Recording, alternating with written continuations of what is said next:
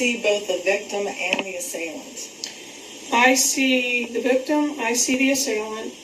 I stand beside the victim initially, and I do that so that I can get a good facial, because most killers do look right into their victim's face at some point, and I try to get as good a visual from the victim's point of view as I can. But I also am battling to stay out of the total internal mess the victim is going to be in.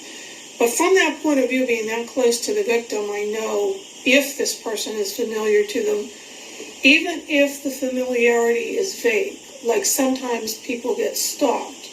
They've actually seen the killer without even knowing them, but the face has been in their environment.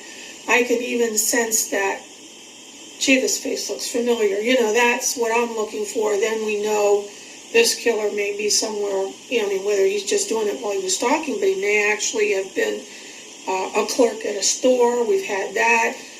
The grocery store, postal workers. I mean, people that you run into from time to time, and then you end up with some awareness on the victim's part that they know the person, even though they really aren't sure who it is. But it's like, God, that guy looks familiar. You know, that kind of a reaction.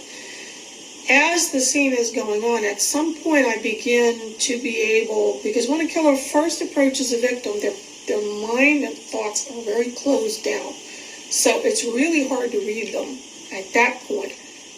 But as the assault goes on and their focus is on the damage they're doing to the victim, they open up psychically and I can get in their heads.